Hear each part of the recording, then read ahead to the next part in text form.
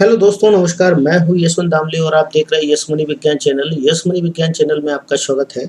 आज के वीडियो में हम सीखेंगे कोशिका भित्ति या सेल वॉल के बारे में जानेंगे। तो चलिए आइए शुरू करते हैं एक छोटे से इंट्रो के साथ।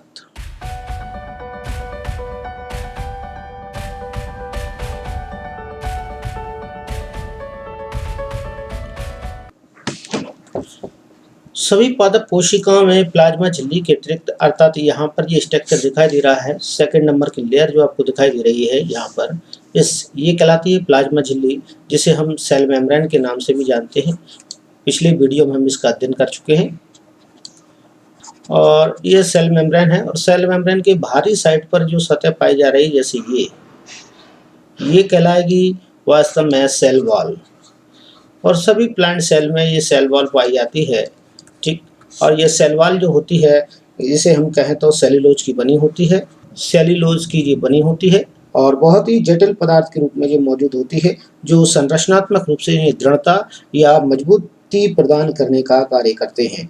तो यहाँ पर इसके बाद हम एक क्रियाकलाप देखना चाहेंगे और क्रियाकलाप हम देखेंगे क्लोरोप्लास्ट के बारे में, जो कि रिहो की पत्ती के ऊपर बताया गया है। आप यहाँ से इसे देख पाएंगे। चलिए, तो सबसे पहले मैं आपको बता देता हूँ, ये क्रियाकलाप में आपको यहाँ पर एक लीफ दिखाई दे रही होगी। यह पत्तियाँ जो आपको दिखाई दे रही है, जब प्लांट्स जो आपको दिखाई दे रहा है, वास्तव में ये रियो प्लांट है, ठीक।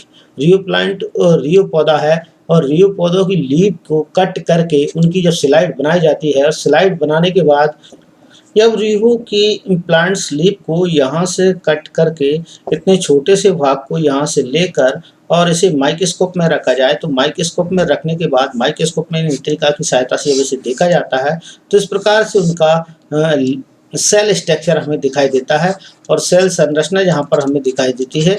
और सेल संरचना में आप देख पाएंगे कि यहाँ पर जो क्लोरोप्लास्ट है, ये क्लोरोप्लास्ट है, ये क्लोरोप्लास्ट, ये क्लोरोप्लास्ट किस प्रकार से मूव करता है यहाँ पर आपको दिखाया जाएगा। देखिए आप, यहाँ से क्लोरोप्लास्ट का चलना प्रारंभ हो गया है और ये क्लोरोप्लास्ट यहाँ से एक सेल से दूसरे सेल में, दूसरे सेल से तीसरे सेल में और तीसरे सेल से चौथे सेल में यहाँ वापस अपने स्थान पर आ जाता है। इसके बाद आप देख पाएंगे, यदि क्लोरोप्लास्ट की ज़रूरत यहाँ नहीं है, कहीं और है, तो दूसरी जगह भी शिफ्ट हो सकते हैं। जैसे कि यहाँ पर आपको दिखाया जाएगा, इस वीडियो में आप देख पा रहे होंगे क्लोरोप्लास्ट किस प्रकार से मूव कर रहे हैं। और ये वास्तव में जिस स्थान से मूव करते हैं, वह जो येलो कलर का डायरेक्शन आपको दिखाया गया है, वो प्लाज्मोडेस्माटा कहलाता है। यहाँ से देखिए, यहाँ से क्लोरोप्लास्ट निकलकर एक दूसरी सेल में जाकर शिफ्ट हो गया है, जो आपको दिखाई दे रहा था। इस सेल के बारे में यदि हम बात कर रहे हैं, ये पूरा यहाँ पर लिया गया है वाटर। वाटर में सेल को जब रखा जाता है, वह रखने पर क्या करती है, ये सेल वास्तव में वाटर मॉलिक्यूल्स को एब्जॉर्ब कर लेती है। वाटर मॉलिक्यूल्स को एब्जॉर्ब करने के पश्चात जो हो जाती है टर्गर। टर्गर होने से तात्पर्य होता है, इसके यहाँ पर देख पाएंगे, ये वाटर मॉलिक्यूल्स अंदर की ओर इंसर्ट हो रहे हैं, अंदर की ओर जा रहे हैं, जिसके कारण अवस्था को परिवर्तित करके ये हो जाती है टर्गर, अर्थात स्फीति उत्पन्न करती है, स्फीत हो जाती है। स्फीत होने के कारण जिसे बोला जाता है टर्गट होना, ठीक, जिसके कारण ये सेल मेम्ब्रेन वास्तव में सेल वॉल के ऊपर एक दाब डालती है, ठीक। सेल मेम्ब्रेन किसके ऊपर, सेल वॉल के ऊपर एक दाब डालती है। यहाँ पर एक दाब डाला जा रहा है, जिसके कारण वो प्रेशर डालती है बाहर की ओर खींचने के लिए, बाहर की ओर धक्का देने के लिए। इसी समय सेल वॉल के द्वारा यहाँ पर ये संरचना है, वो सेल वॉल है, ठीक। और सेल वॉल भी इसी प्रकार से यहाँ पर एक सेल वॉल के द्वारा भी सेल मेम्ब्रेन के ऊपर एक दाब डाला जाता है, उतनी ही मात्रा में, जिसके कारण सेल उसी अवस्था में बनी रहती है। अर्थात दोनों प्रकार का दाब, जैसे कहें हम बॉल प्रेशर का मतलब होता है WP, जिसे हम लिखेंगे, ठीक। बॉल प्रेशर WP लिखेंगे और ऑस्मोसिस प्रेशर मतलब परासरण दाब, जिसे हम कहेंगे OP लिखेंगे। इन दोनों का मान कैसा हो जाता है, बराबर हो जाता है और कोशिका उसी अवस्था में बनी रहती है, कोशिका की झिल्ली फटती नहीं है। तो ये काम होता है यहाँ पर परासरण के द्वारा, जो कि आप देख पा रहे होंगे, ठीक है। लेकिन बात करते हैं, यदि हम इसी कोशिका को कहाँ रख दें, किसी विलयन में रख दें, ऐसे विलयन में रख दें, इसकी पत्ती की या सेल्स को हम ऐसे विलयन में रख दें इसे, जिसमें कि वास्तव में अधिक पाराशरी विलयन में रख दें, उच्च पाराशरी विलयन में जब हम इसे रख देते हैं, या पत्ती के ऊपर हम इसमें नमक डाल दें, पत्ती के ऊपर लीफ के ऊपर नमक डाल दें, तो लीफ के ऊपर जैसे कोशिकाओं में ये क्लोरोप्लास्ट है वो संकुचित हो जाएगा, छोटे से हिस्से में शेष रह जाएगा, ठीक, और कोशिका सिकुड़ जाएगी। कोशिका का क्या हो जाएगा, सिकुड़न हो जाएगा। कोशिका जब सिकुड़ेगी तो ये सिकुड़ना कहलाएगा जीव द्रव कुंचन। जीव द्रव कुंचन।